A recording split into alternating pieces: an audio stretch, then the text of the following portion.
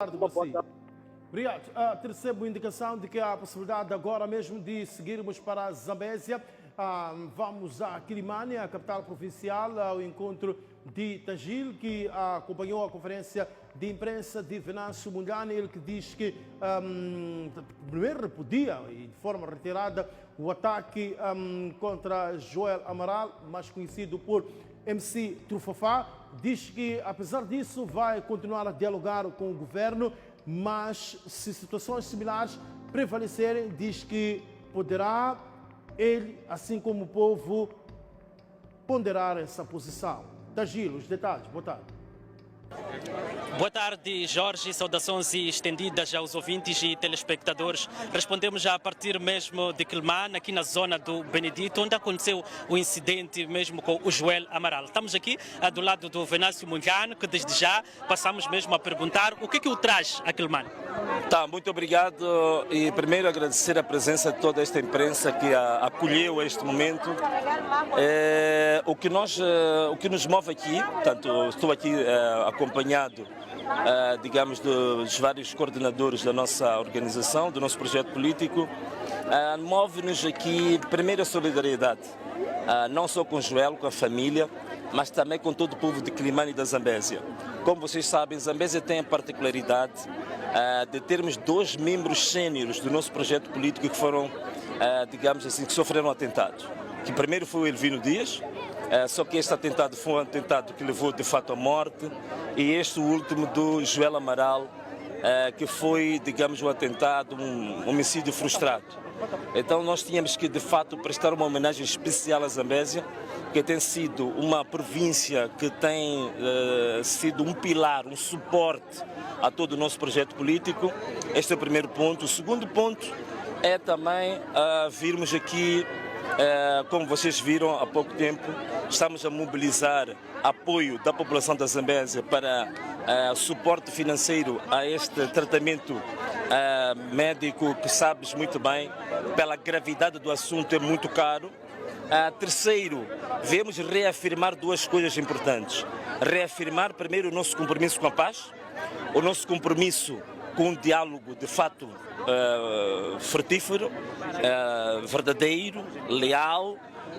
Continuamos a pautar pela paz e queremos a reconciliação dos moçambicanos, mas também reafirmar que, se bem que há um plano, uma conspiração para apenas fazer de contas que o aperto de mão era apenas para lançar areia nos olhos do povo, mas que querem continuar com esta escalada dos assassinatos, dos sequestros, também dizer que aí temos que afirmar de forma categórica que o povo está disponível também a fazer justiça, que o povo não vai aceitar ser escravizado para sempre. E isto é natural, aconteceu também no período da nossa independência, na luta pela independência nacional. Passamos 500 anos de escravidão e o povo disse basta. Depois tivemos os 16 anos da luta pela democracia, o povo disse basta, que é democracia. Agora também, se a escravidão, se os raptos, assassinatos, a humilhação do povo for para continuar, o povo tem todo o direito também para dizer basta.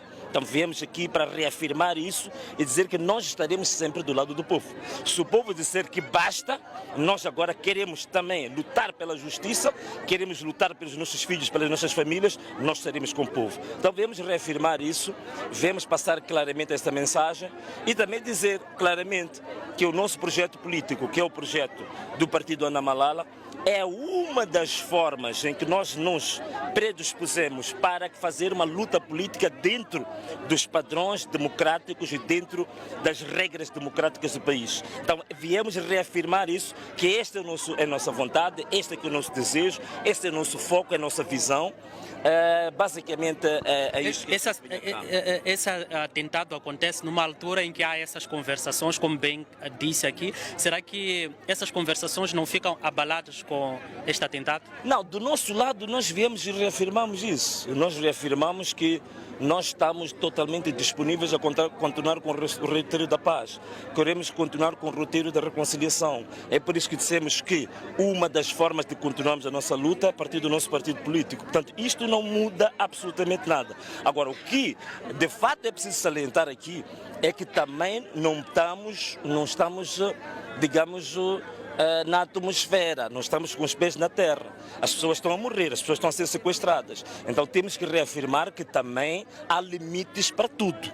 Há limites para a humilhação. Quando ela atinge, ou digamos, um ponto e ela começa a transbordar, ela vai gerar reações. Então não quer dizer, a gente não vai abandonar a nossa perspectiva da paz, da reconciliação e dos pontos que foram acordados. Mas por outro lado também estamos a dizer que é preciso haver limites para o nível de humilhação que um povo possa aguentar, né? Infelizmente, o Elvino Dias não teve a mesma sorte com o de Joel. Podemos assim dizer que o partido, nesse caso, Ana Malala, os membros podem, de certa forma, temerem fazer parte desse partido por temerem pela sua própria vida, ou seja, abandonarem a causa do Venâncio Mondlane por temerem pela sua própria vida. Olha, caro amigo, nós quando iniciamos as nossas... O Elvino Dias foi assassinado no dia 19 de outubro.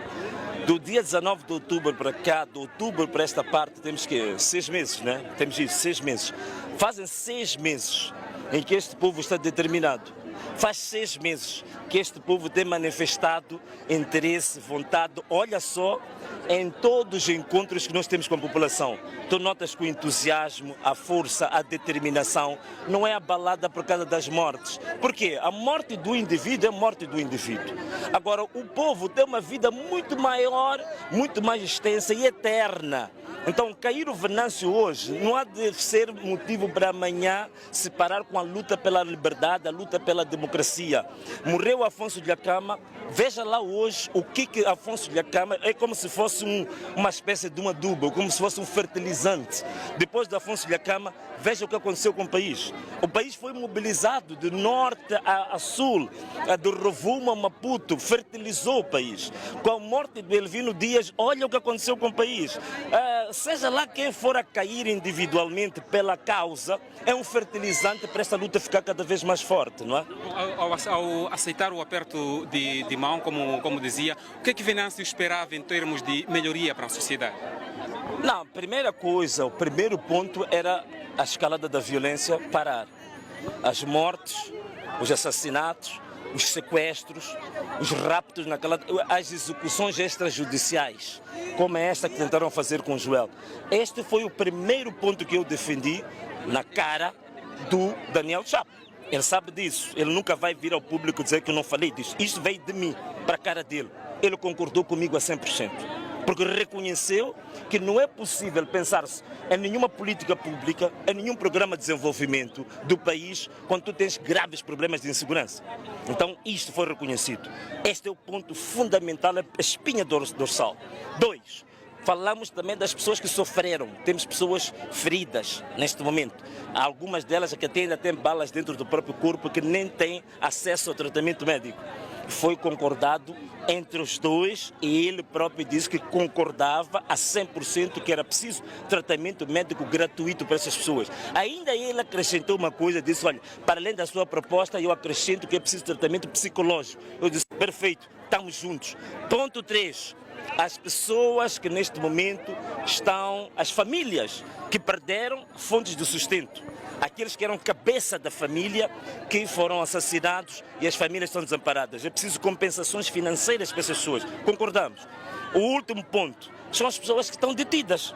Que na nossa perspectiva deve haver amnistia, uma lei de amnistia para essas pessoas todas. E não uma amnistia seletiva, caso a caso. Estes são os 4 pontos fundamentais da primeira etapa. Ainda existem outros pontos que não foram discutidos, que nós ainda queremos levar à mesa do diálogo. Tem as questões econômicas, tem as questões sociais, que têm a ver com o próprio povo. Ainda não foram discutidas as questões econômicas e sociais. Foram discutidas basicamente as questões ligadas à segurança, que era o ponto fundamental. Então, esta aqui é a perspectiva que nós temos. Esse debate tem que ser feito. Agora, eu aproveito aqui dizer uma coisa.